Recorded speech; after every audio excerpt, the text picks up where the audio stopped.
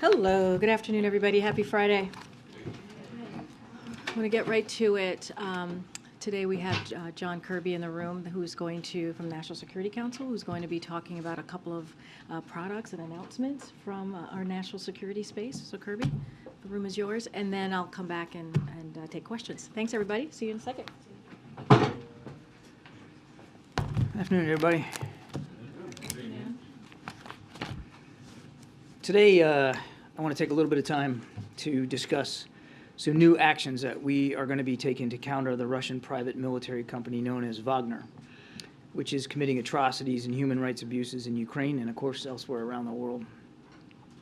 But first, I want to be able to provide some additional information about Wagner's operations in Ukraine.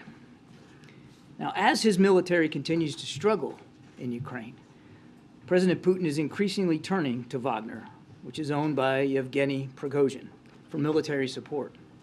We are seeing indications, including in intelligence, that tensions between Wagner and the Russian Ministry of Defense are increasing. Wagner is becoming a rival power center to the Russian military and other Russian ministries. Publicly, Prigozhin and his fighters have criticized Russian generals and defense officials for their performance on the battlefield. Prigozhin is trying to advance his own interest in Ukraine, and Wagner is making military decisions based largely on what they will generate for Prigozhin in terms of positive publicity. We continue to assess that Wagner currently has approximately 50,000 personnel deployed to Ukraine, including 10,000 contractors and 40,000 convicts. Our information indicates the Russian Defense Ministry has reservations about Wagner's recruitment methods. Despite this, we assess that it is likely that Wagner will continue to recruit right out of Russian prisons. Due to recent events, we assess that it is likely there are mounting tensions between Russian officials and Mr. Prigozhin.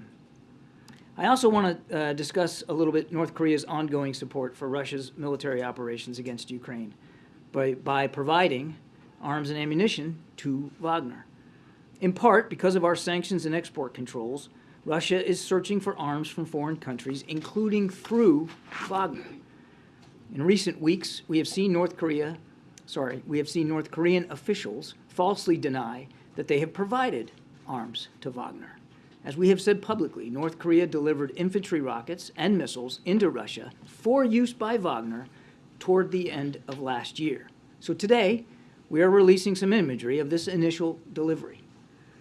This imagery shows that on November 18th, 5 Russian rail cars traveled from Russia to North Korea. On the next day, November 19th, North Korea loaded those rail cars with shipping containers, and the train returned to Russia. Now, while we assess that the amount of material delivered to Wagner has not changed battlefield dynamics in Ukraine, we do expect that it will continue to receive North Korean weapon systems. We obviously condemn North Korea's actions, and we urge North Korea to cease these deliveries to Wagner immediately. And we are going further by taking action against Wagner itself. Last month, the Department of Commerce designated Wagner as a military end user, which means we expanded the entity listing of Wagner to ensure that it cannot access equipment anywhere in the world based on U.S. technology or production equipment. Today, we are announcing additional actions that we are taking to help Ukraine defend itself against Russian and Wagner forces. First, the Department of Treasury will be designating Wagner as a significant transnational criminal organization under Executive Order 13581 as amended. In coordination with this designation, we will also impose additional sanctions next week against Wagner and its support network across multiple continents. These actions recognize the transcontinental threat that Wagner poses, including through its ongoing pattern of serious criminal activity. With these actions, and there will be more to come, our message to any company that is considering providing support to Wagner is simply this. Wagner is a criminal organization that is committing widespread atrocities and human rights abuses, and we will work relentlessly to identify, disrupt, expose, and target those who are assisting Wagner.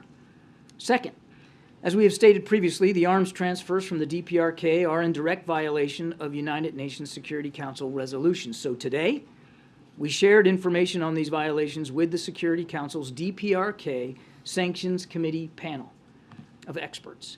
We will continue to raise these violations at the Security Council alongside our allies and partners. And third, of course, and I think you saw Secretary Austin and Chairman Milley and Ramstein today at the 8th iteration of the Ukraine Defense Contact Group, we are continuing to provide Ukraine with the weapons and equipment that it needs to defend itself. So, and you saw today the significant new package of security assistance, which included more than 500 armored vehicles, including Bradleys, Stryker combat vehicles, mine-resistant ambush-protected vehicles, otherwise known as MRAPs, and of Humvees, all in addition to the armored vehicles that we have already announced. Now, this package also contains critical additional air defense capabilities, including both more air defense systems and more surface-to-air missiles, as well as more ammunition for the artillery systems and the HIMARS, the advanced rocket systems, that the U.S. has already previously provided to Ukraine. Look, we've been clear, and the President has been consistent. We're going to continue to support Ukraine for as long as it takes to defend itself, to defend its sovereignty, and to defend its territorial integrity. You saw those actions today, and everything we're doing as well with respect to North Korea and Wagner also reinforces those efforts. Thank you. Okay, let's take a couple of questions. Thank you. Can you explain what the practical effect is of this designation of a transnational criminal organization? It will open up additional avenues for us to continue to not only sanction Wagner and put more squeeze on their ability to do business around the world, but will assist others in doing the same. It will broaden the network of nations and institutions that will be able to stop doing business with Wagner. And then can I just ask one other question on Ukraine? What is the level of frustration here at the White House over Germany's position on giving tanks to Ukraine, especially since Germany doesn't have to give their own tanks, they just have to allow another country to send tanks to Ukraine? We're working not only in lockstep with the Ukrainians, but with allies and partners all over the world. And these are all decisions that each nation makes for itself, sovereign decisions. We aren't arm twisting, and nobody's arm twisting us. We are working inside what you could consider a coalition of the willing here to provide Ukraine with the defense and security assistance that it needs. Germany, obviously a strong NATO ally, but they have stepped up. They have provided a lot of equipment, including some air defense and some armored vehicles of their own to Ukraine. And they have, as we have, evolved their support to Ukraine over time as the war has evolved and changed. And we are just in a different phase now in this war, and so we're all talking about what kinds of collective capabilities can be provided. Way in the back. Yes, John. Thanks, John, you've been asked this question many times. When you say you will continue to support Ukraine as long as they want, what do you mean by that? As long as they need, what do you mean by that? What winning looks like for you in Ukraine? Well, as long as it takes means as long as it takes, and it means that I'm unable to give you a date certain on the calendar for when that support won't be necessary anymore. It's necessary now. It's going to be necessary in coming weeks and months for certain, and we want to make sure that we're meeting the need as best we can for Ukraine. And what does winning look like? President Zelensky gets to determine what victory looks like. We're not dictating that to him either.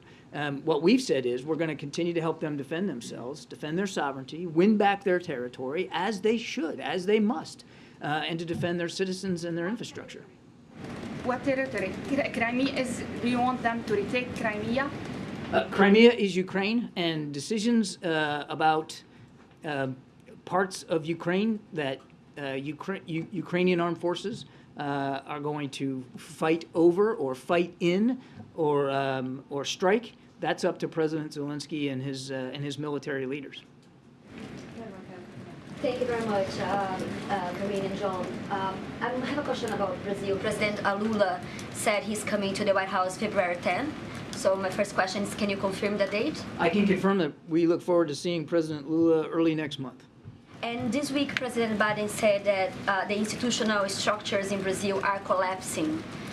Is the White House concerned that the risks remain high in Brazil and democracy in Brazil is still a danger?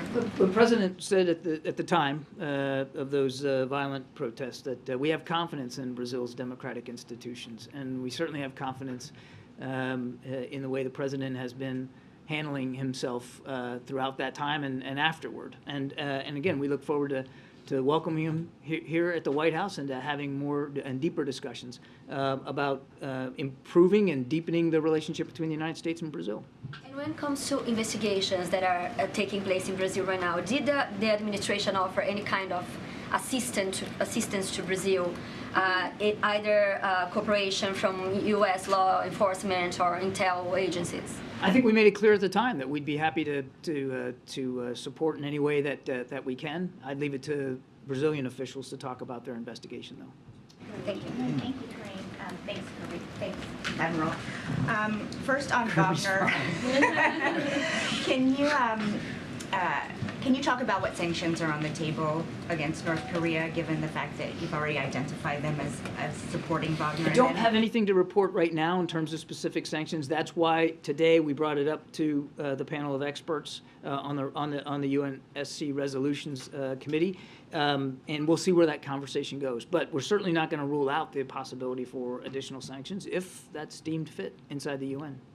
Secondly, on the tanks, can you just help us understand how badly Ukraine needs these advanced battle tanks right now, or is it not time sensitive? No, it's absolutely. We recognize that it's a need, a relevant and critical need for the Ukrainians.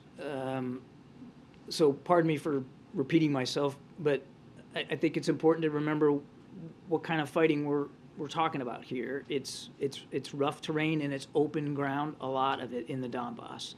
I've described it a bit like Kansas, a lot of farmland, and mostly towns and villages that are not that big, not major industrial cities. And so when you're fighting in an area like that, and we fully expect, the Ukrainians fully expect, that the fighting in the Donbass will continue here for weeks and months ahead, combined arms maneuver, which is a fancy way of saying that you want to be able to maneuver on the ground quickly, effectively, with enough firepower against adversary ground forces. And so these vehicles, all of them, I know we're fixated on tanks, and I get that, but it's not just tanks. I mean, the Bradley fighting vehicles, which are they're tracked vehicles, they kind of look like a tank, but they're not. They don't have the same firepower as a tank. And these Strikers, which are 8-wheeled vehicles, but also they're very nimble, they're very fast, and they can deliver infantry troops on an open battlefield with much greater speed than if they didn't have those kinds of vehicles. And they are protected. They're armored. That's why we stress the armor capability here. Tanks also provide an ability to move efficiently around a battlefield, but of course they have much more firepower.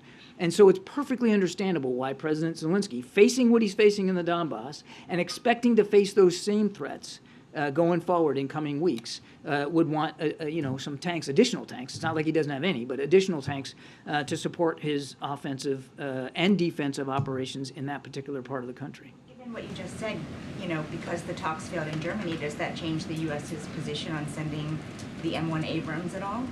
I don't know that I would describe talks as failing in Germany. Not progressing to the sense of, I mean, if you're talking about the Ramstein meeting, I mean, my goodness, there was an awful lot of contributions coming out of today's contact group, and a lot of it had to do with the kinds of capabilities, armored included, and artillery that the Ukrainians have been asking for the fight that they're in.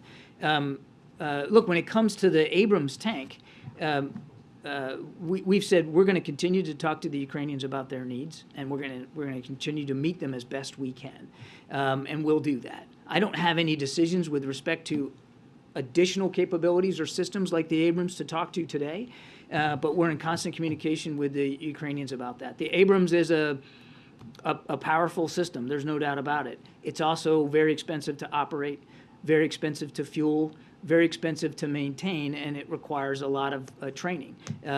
So there's a lot that goes into that when we are talking about what we're going to do to support Ukraine. Thank you. Thank you, Karine. John, I have two questions. First one on Wagner. What's your assessment on Wagner efficiency, success on the ground? Is Wagner better than the traditional Russian forces? Well, Wagner would have you believe that. If you listen to Mr. Prigozhin and read his press releases, he would have you believe that he alone is achieving all the military victory in Ukraine. I will say this: they have been largely responsible for and in command of efforts in Bakhmut, in that town north of Bakhmut called Soledar, both mining towns. Go figure. And that has caused, again, consternation with the Russian Defense Ministry. I will also say, and I've said this before, they have made incremental progress in both those areas. Now, we hold today that both towns are still contested. The Ukrainians haven't given them up.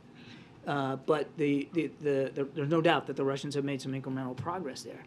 But they have done it at an extraordinary cost. And I'm not talking about Russian soldiers. I'm talking about Wagner convicts. I mean, greater than 90% of the thousands of casualties that Wagner alone, forget the Russian army for a minute, have sustained, have been convicts, have been ex-prisoners that they've just plucked out of jails and put into the fight with little or no training and no organizational capability whatsoever. So it has come at a cost. The last thing I'll say on this is, and I don't want to predict where it's going to go, but even if they are successful in Bakhmut or Soledar, it's not going to strategically change the dynamics on the battlefield. It's not going to set the Ukrainians back to a degree where they're all of a sudden on their back foot and they're losing. Now, obviously, the Ukrainians don't want to give up either town, and who could blame them? They're Ukrainian towns. They should be fighting for them, and we're trying to help them do that. But I think we need to keep in perspective what significance there may be, or in this case may not be, to either town falling. They are both mining towns, gypsum in Bakhmut and salt up in Soledar, and we think that also has a role to play in why Mr. Prigozhin is so adamant on pouring, just literally throwing bodies into a meat grinder to get these two towns. It's very much in keeping with his modus operandi in places like Africa, where he's going after mining rights and mining capabilities. Question on Haiti. Any progress on the internationally respected forces on the ground? Any discussion further with Canada after the? We're still discussing with certainly with our Canadian counterparts, and you saw the President and Prime Minister Trudeau talk about this in Mexico City. Those conversations are continuing, not just with Canada, but multilaterally with other allies and partners about the concern. Sorry. Brazil too. I don't have a list of all the countries we're talking to, but clearly we're talking to other allies and partners about the situation in Haiti. We're looking for additional ways to hold to account the criminal organizations, the thugs, the gangs that continue to propagate violence and instability there in Haiti. But I don't have anything specific with a multinational force to speak to today. Those conversations are ongoing. We have to wrap it up. Go ahead, James, in the back of the room. Karine, thank you. Admiral, thank you. I have two questions about the Middle East. The first is focused on U.S.-Saudi relations. The decision on production levels by OPEC Plus that so incensed the administration was announced on October 5. That prompted the administration to vow that there would be a recalibration of the U.S.-Saudi relationship, and as a feature of that some kind of adverse consequences would be imposed on the Saudis. We are now closing in on February. It seems to me that whatever consultations the administration would have wanted to pursue internally and with members of Congress on the Hill have had ample time to unfold at this point, and no such consequences have been announced. Do you want the Saudis to understand that there will be no consequences? I beg to differ, James. I mean, you saw shortly after that decision that Congress even put more restrictions on arms sales to Saudi Arabia. So there's already been, just in terms of arms sales, an effect on Saudi Arabia. And the discussions continue. We didn't say we were going to do some sort of homework assignment and get back to you in 2 weeks. We said we were going to continue to look at this relationship to make sure that it's best serving the American people and our national security interests, and the president's going to keep doing that. That said, and I've said this many times before, Saudi Arabia is a strategic partner. It's an important relationship for both our countries, and so we have to be mindful of the shared interest and common security challenges that we both face. On Iran, can you attest that on Iran. Can you attest that since President Biden took office, Iran has not diminished its breakout time? I'm not going to talk about intelligence matters that I am not allowed to talk about here at the podium with respect to specific breakout time for the Iranians. What I can tell you, James, is that we continue to believe that their breakout time is shortening because there's no deal in place. The president's been clear that we are not going to allow Iran to achieve a nuclear weapons capability. He's serious about that. So you're telling us that absent a renewed JCPOA, you have no options for keeping their breakout time where it was? That is not what I'm saying at all. I said the president said we're going to make sure that Iran cannot achieve a nuclear weapons capability. We're not focused on the Iran deal right now. Iran decided that they weren't going to take the negotiations seriously and instead decided to brutalize their own people and to support Russia's war in Ukraine. And so that's where our focus is. But we also have to make sure that we have all the capabilities and resources available to us in the region and beyond to defend our national security interests. That's what the president said. That's what we're focused on. Thank you. There has been said that it detained an American citizen that they say was suspected of gathering biological intelligence. It's been a day now. Has the administration been able to make contact, been in touch? Anything you can say about that? I don't have an update for you on that. Let me take the question and see if we can get you something. I don't have an update for you. Can I ask you one more Russia-related question? The Coast Guard yesterday off Hawaii said that they were keeping track of a Russian sort of spy ship, intelligence gathering ship. At what point does that concern you? At what point is that so unusual that we need to figure out exactly what they're doing? It's not unusual. Obviously, we're mindful of it, and we're going to continue to monitor. I think you saw our commanders out in the Pacific talk about that. We'll obviously monitor that, but it is not completely atypical behavior for the Russians. And the fact that we see it, we talked about it, we know they're there, I think tells you that we take it seriously. Seriously, but not concerned. I didn't say that at all. I mean, of course, we take it seriously. I mean, we understand that the Russians are going to try to collect intelligence through a variety of different means. That's not new. What I'm saying is it's not a completely new phenomenon. It's not something we haven't seen before, and we know how to treat it. We know how to deal with it. Jeff, last question. Thanks very much. Two questions, John. First, on the North Korea aspect, how do you judge where they're getting money to help Russia if it's a country that reports show is having trouble feeding its own citizens? Yeah, not every country that should observes the sanctions regime. So they are still able to trade with countries like Russia and with China. Obviously, that's a whole different set of problems. But they are able to skirt sanctions to continue to funnel money into their economy. But let's keep it in perspective, Jeff. This is not a burgeoning economy. This is not a country that is wealthy by any stretch or is necessarily viable and flexible in the global economy. And one follow-up on Darlene and Weeja's questioning. What does Germany, from your perspective, need to hear now, either from the United States or from the rest of the NATO allies before giving a green light to those Leopard tanks? I don't think they need to hear anything specific from the United States other than what we've been saying, Jeff, which is that these are sovereign decisions. We respect them. We welcome them. We do believe that there is a need for armored capability, including tanks inside Ukraine. And the Leopard tank is a terrific system. Very, very modern, very effective.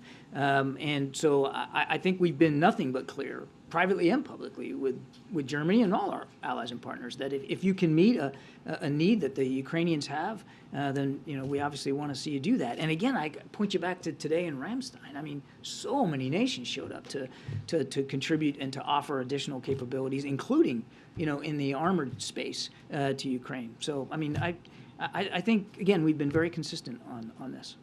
One more Ukraine. One more Ukraine here. Guys, we don't have a lot of time, so thank you so much, John. Have a good weekend. All right, happy 2-year anniversary to us. Anyway, all right, today marks 2 years since President Biden and Vice President Harris were sworn in to office, as you all know. In the past 2 years, we have seen significant economic growth, and President Biden built the most historic legislative record since the Johnson administration. In fact, over the last 24 months, nearly 11 million jobs have been created, including 750,000 manufacturing jobs. The unemployment rate is near a 50-year low.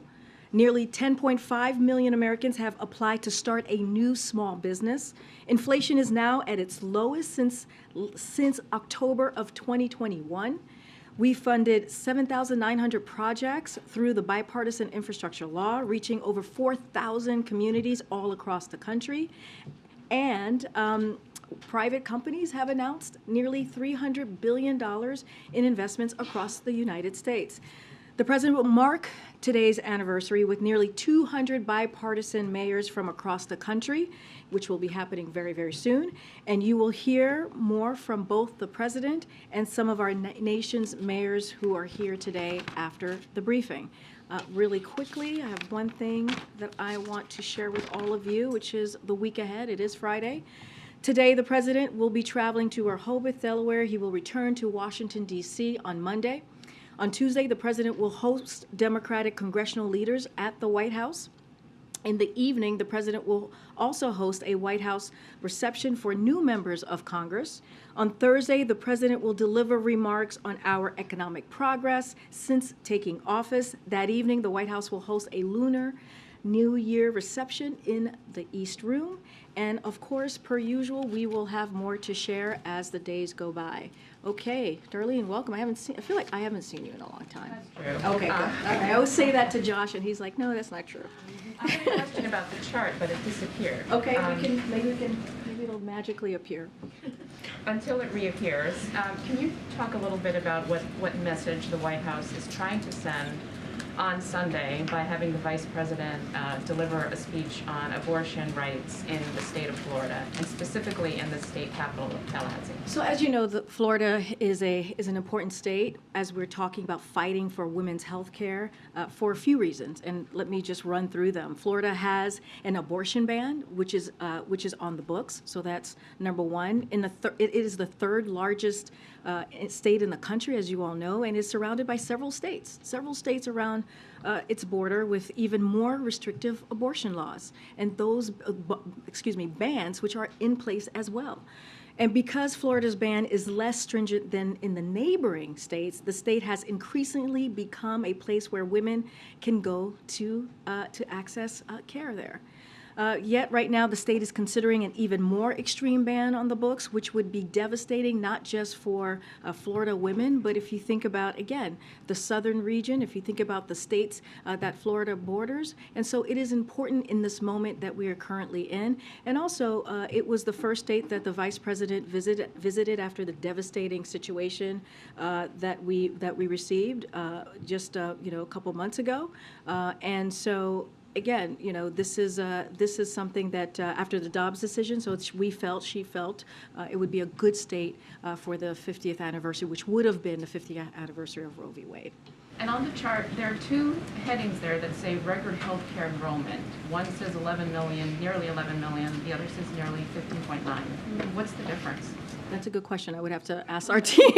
I'm going to be very, very honest with you on that. Let me get back to the team, and then we'll be able to decipher the difference. Really quick question. The president going to his home in Rehoboth Beach today, does that have anything to do with classified documents being found at Wilmington and none being found at Rehoboth? So as it relates to classified documents, information, which the president takes very, very seriously, and you heard him speak to it when he was asked by your colleagues yesterday when he was traveling in California, I would refer you to the White House Counsel Office for any statement coming from here or anything, new developments coming from here, but as it relates specifically to the investigation, I would refer you to the Department of Justice. So I'm not going to comment on that piece at all from here. I'm just going to continue to be prudent and consistent and respect the Department of Justice process.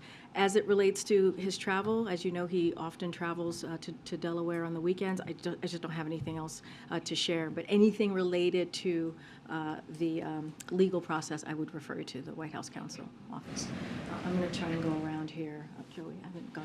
Yeah, thank you. What was the White House's reaction to Governor Ron DeSantis' education department blocking the teaching of AP African American Studies saying it violates Florida's new state law and, quote, significantly lacks educational value. Does the White House have concerns about this action by the DeSantis administration? So first, I want to be very clear, the administration does not dictate any curriculum for local schools. That is not something that we do here, but there is something that we do want to comment. It is incomprehensible that to see that this is what this ban, or this block, to be more specific, that DeSantis has put forward.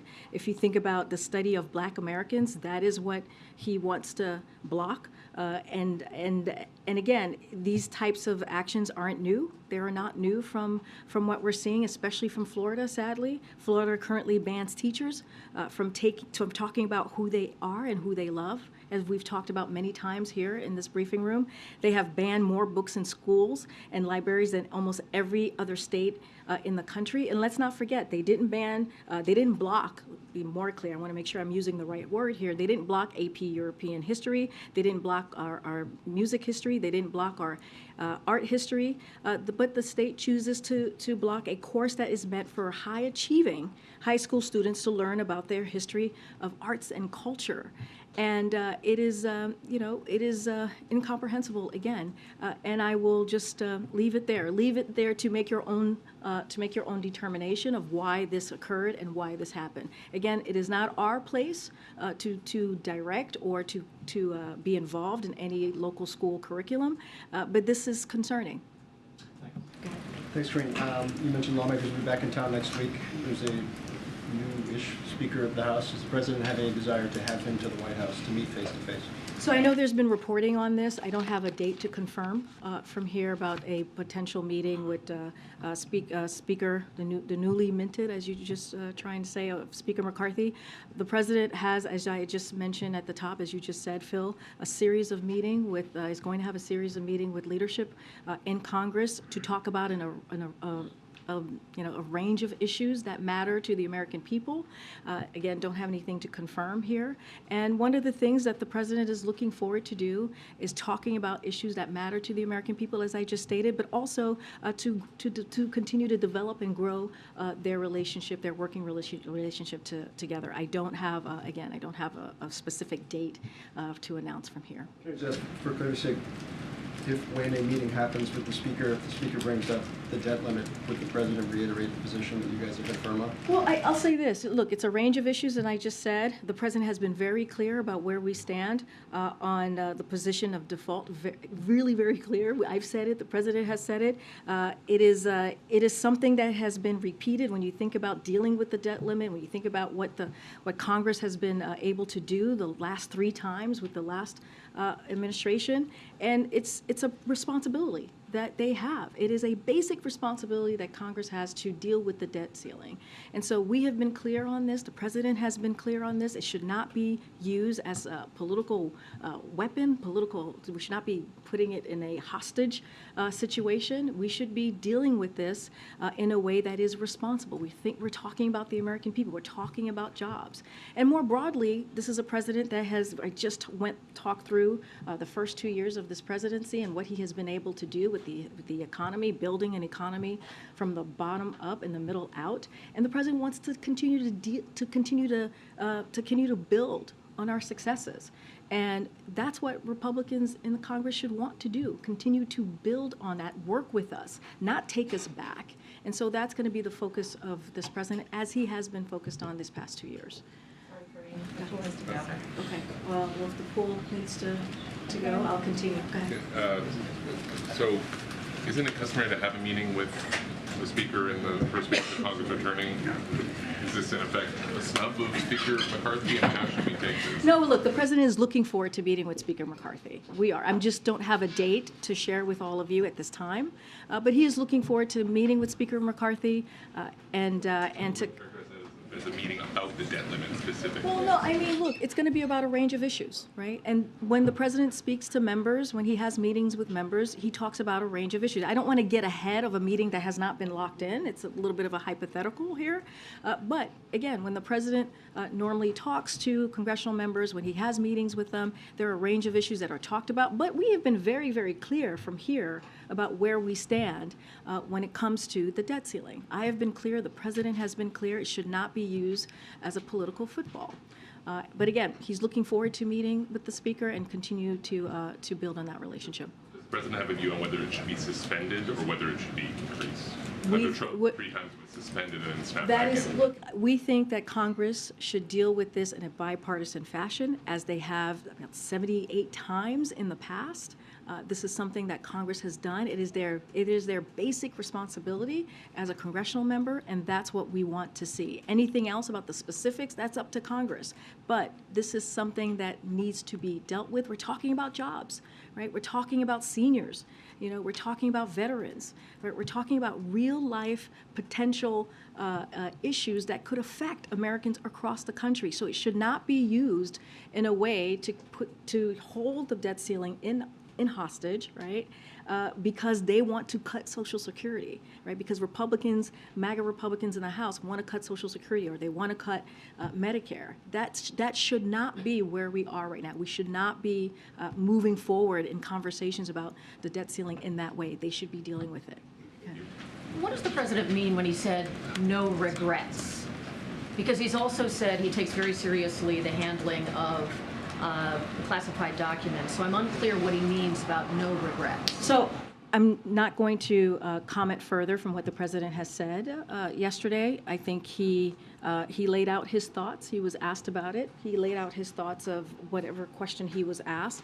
I'm not going to get into specifics, or I'm not going to go beyond what the president has said. But I will reiterate from here and basically what he said to all of you many times at this point, that he does indeed take classified information and seriously. He does indeed take classified documents seriously. I'm just not going to go beyond that. I would refer you to the White House counsel's office for any specifics on the president's comments or how the process is moving forward. Can you just shed light on was he referring to sort of the rollout of the information, or about the timeline, or I'm just unclear about what he's not regretting. And Kelly O, I totally understand the question. I totally understand why you may want clarity here, but I'm going to be prudent. I'm going to be consistent here. I'm not going to comment on the ongoing process, the legal process from here. I will just let the president's words stand for itself. I'm going to go around here. Go ahead. Thanks. Quickly, do you have any update on the president getting a physical? He hasn't had one in a year. I don't know if he intends to get one. Yeah, I've spoken to this a couple of times. He will have one by the time the end of this month is out. And so we will do the same that we did the last time. And back in 2021, where we provide with full transparency his medical physical. And so, again, we're going to do the same thing. We're going to be transparent. We will share the information. We will have more to share about that before the month is over. And then I also wanted to ask, without speaking about the investigation or the special counsel specifically, if you could walk us through a little bit of what the process in general is supposed to be when classified documents are improperly found, and if the White House has any role in those circumstances, if they refer anything to the Office of Director of National Intelligence, or sort of what that process should be. Again, sort of not necessarily referencing the current situation, but just in general. I hear the question. It's been asked to me many different ways, many different times. I'm trying yet another one. And I appreciate the effort. Again, I am going to refer you on the particulars of the process and how it goes down and how it works. I'm going to refer you to the White House Counsel office, my colleagues there. They will be happy to engage with you and listen to your question and answer it the best that they can. I am just not going to be speaking it from here, and my colleagues who have already been engaging with many of your colleagues and probably you over the last 2 weeks. I'll let them take care of that. Okay. Yeah, thanks, Karine. Could you just speak a little bit more about why is it Vice President Harris who's going to be giving the speech, in particular on Sunday? And does the president have a message for the people at the right, the March for Life march? Sure. So as you know, the March for Life march happens every year. And so we support peaceful, free, even when we disagree with it. Clearly, it is not an issue in their point of view. We do not agree with. Look, because the president believes that it is critical. It is a critical pillar of democracy to do that in a peaceful way, to march, and so of course we support that. But that said, we want to make sure that we continue to underscore the ongoing attacks on women's rights to make their own health care decision. This is something that the Biden-Harris administration has taken very seriously. This is something that you have heard us take action, executive action on. And this is an issue that we're going to continue to ask Congress to make sure that they take actions on this as well as we go into the next couple of days into what would have been the 50th anniversary of Roe v. Wade. So this is an important issue, a critical issue. Let's not forget during the midterms, voters made themselves very clear. They want us to make sure here in Congress and at the White House and the federal government that we protect our people's rights. And they want to see that. And so that is how we see the March for Life. Again, we support peaceful speech, free of speech, peaceful march, even though we don't agree with their particular policy or issue. The Vice President, why is she doing the speech? Give me 1 second. If anybody wants to go and cover the president, you're free to do so. You do not feel, if you're confirmed. That's right. No. Yeah, I know if folks have been registered and confirmed to go, please feel free. I'm sorry, go ahead. Yeah, just quickly, the Vice President, she's giving the speech. Yeah, so look, you've seen the Vice President be a leader on this issue over the last several months since the Dobbs decision came down this past summer. It is not unusual. I had just mentioned that after Florida was the first state that she visited after the Dobbs decision, and so she's going back. And the importance of Florida, right? The importance of where it is located and the border states around it, and why we think it's important, and she thinks clearly is important to go make that speech in Tallahassee on Sunday. But again, the Vice President has been a leader on this, so has the President. You've heard from both of them multiple times. You've seen her bring roundtables together to really try to figure out how to deal with this critical issue of protecting a woman's right to make her own decision about her health care. And so you'll continue to see that from this White House for sure. Okay, I'm going to go ahead. Thanks, Karine.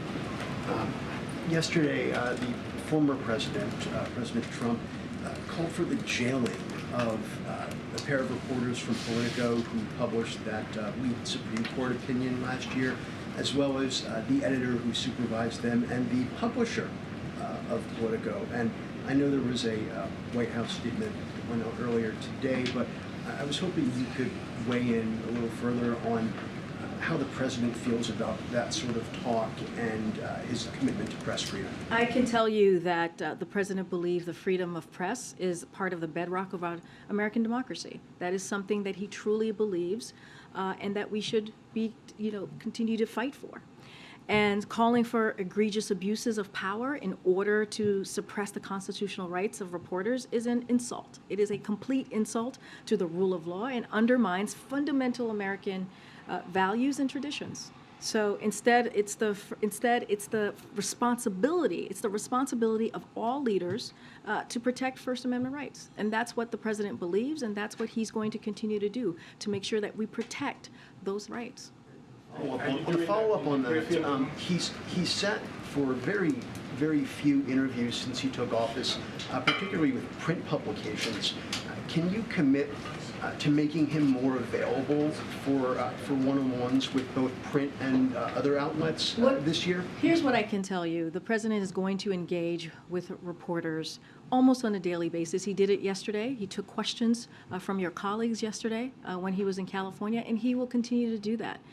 And he believes that's important. He believes it's an opportunity to, when he communicates with all of you or answers your question, he believes it's an important, you're an important vessel to the American people, right? Pushing out what he is doing on behalf of the American people. He does that almost every day when he's in front of all of you, he takes a question. That's the commitment statement that I can make from here, from the president. I'm going to move around. Christina? Thank you for taking my question, Karine. You were just mentioning a possibility of executive actions on behalf of the American people. I was just wondering if the administration is considering any help or relief for thousands of immigrants that were paroled into this country before the agreement of the $30,000 a month. They're here. They don't have jobs. They're depending on different communities, charity work, and some of them have told us that they don't have court dates for another 2 years. So a couple of things. I'm not sure what executive action. I think I was talking about. I may have been talking about something else. I'm not quite sure.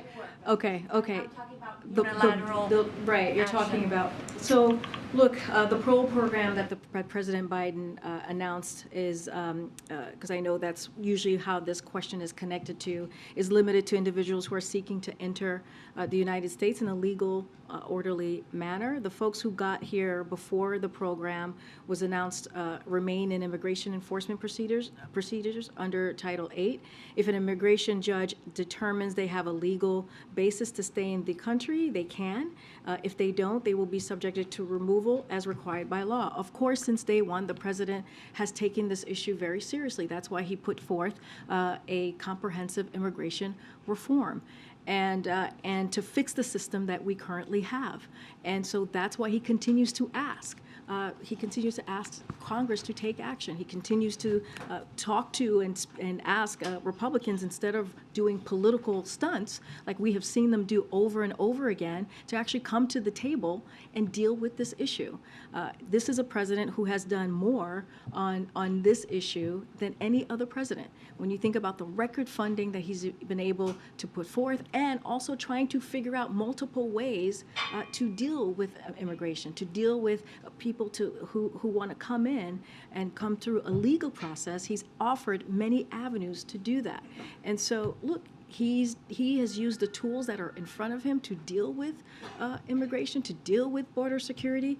But again, he needs Congress, especially Republicans in Congress, to stop doing political stunts and to come to the table and actually deal with an issue that matters to the American people in a real concrete way, not in a way that we're doing political stunts and putting people's lives at risk. Go ahead, Mayor. Thanks, Bridget. On the topic of executive authority, the president's proclamation today, marking what would have been the anniversary of Roe v. Wade, said that he would continue to use executive authority to protect women's rights. What other actions are on the table? And if there are other possible actions on the table, why hasn't he taken them yet? So look, we're going to take a look of the tools that the president has in front of him to see if there's any other executive actions clearly that he can take. But he took some. Right after the Dobbs decision came down, he took a couple of executive actions, and he took them right away in consultation with organizations who really are fighting every day for women's rights. But again, the way that we are going to really deal with what we're seeing currently with Roe v. Wade and making sure that it becomes law is for Congress to act. And that's what you're going to continue to hear from this president. That's what you're going to continue to hear from the vice president. And he's going to certainly, and she will too, use their platform to make that very clear to the American people. You guys feel like you've exhausted your options? I'll just say this. I mean, the proclamation pretty much laid it out very clearly. We're going to see what else we can do. But again, it's going to take congressional action to truly deal with this issue. Okay. Does the president have any concern about the number of job cuts that are happening in the tech sector? Alphabet announced, it's Google's parent company, obviously announced 12,000 job cuts today, follows Microsoft earlier this week, following several thousand from last year as well. Is this something the president is concerned about? So, of course, we watch very closely when we hear these types of reports of Americans losing jobs. That is something that the president is certainly aware of and watching, and clearly his team. But, there are data that shows, and I mentioned this the other day, that companies are still continuing to grow. That is important, and they're investing in the United States. So those data points exist. We're seeing that. Layoffs remain record low. According to job opening data, the U.S. economy continues to grow. Initial unemployment claims are historically low. and the unemployment rate is a 50-year low. So leading analysts have publicly stated that they do not believe the recent layoffs in the tech industry are indicative of trends in the broader economy. But of course, when we hear that Americans are losing jobs, we certainly watch that very closely. One clarification, if I can, on the president's answer yesterday to the documents.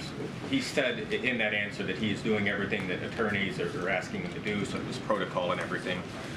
Was his answer vetted through counsel or anything like that? Can you tell us that? I mean, it's the same thing that he has said before, which is he and his team are cooperating fully. That's the same. That's the same answer he has given many times, and so has his White House counsel's office. Is that his and his team talking about it in the way that he did?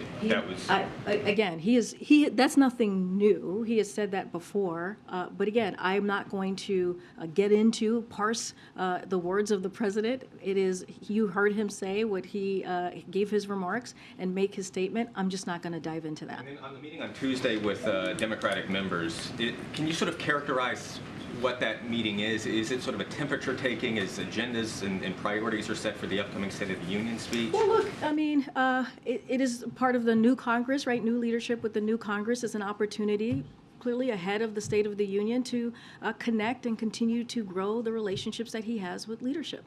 And they're going to talk about a range of issues. It is not uncommon. I think somebody just pointed that to me. I think it was Josh who said, you know, how common it is for the president to meet with leadership at this time. So again, we're doing what the president believes is important as he tries to deliver for the American people, to try and do that bipartisanship that he talked about right after the midterms, because that we understand that's what the American people want to see, and so that's what you're going to see next week with the president. Go ahead, Steve. Thanks. Back on what you said in your answer to Josh about the debt ceiling and the question of entitlements. The Nonpartisan Committee for a Responsible Federal Budget said in the fall that what the president was arguing in the lead up to the midterms was that Republicans would cut Social Security, cut Medicare, but the president was not offering his own specific plan for how to ensure the stability of those programs. There were a few sentences on the campaign website 3 years ago. Does the president have a plan to ensure that Social Security and Medicare will remain solvent in the future? This is now the halfway point of his administration. The president's plan is that he's going to protect Social Security, he's going to protect Medicare, and what he is saying very clearly here, and we have said this, you heard us, as you mentioned, you heard us say it during the fall, is that we're going to continue to call out Republicans who are threatening. They are threatening to force cuts on Social Security, on Medicare, and critical programs that benefits everyday Americans because they want to play this political gamesmanship. And that is something that we're going to call out. As it relates to the debt ceiling, this is something that should be done in a bipartisan way. That's what the president believes. That's what he has been saying very clearly. We should not put on the chopping blocks the very programs that matter to American people. Let's not forget, they've already paid in to those programs. Social Security, Medicare, Medicaid. This is something that Americans have paid into, and Republicans want to cut that. So I guess my question, though, is, you know, what they say is that Medicare in 3 to 5 years will not be able to meet all of its obligations. Social Security, 12 years, will not be able to meet all of its obligations. The president's been president for 2 years. He hopes to be president for 6 more years. When is he going to lay out a specific plan? Will we hear it at the State of the Union? Will it come in 2023? What we're saying is, and I just said this, these are programs that the American people pay into. These are programs that are veterans, that are seniors, right? Americans across the country really value and need.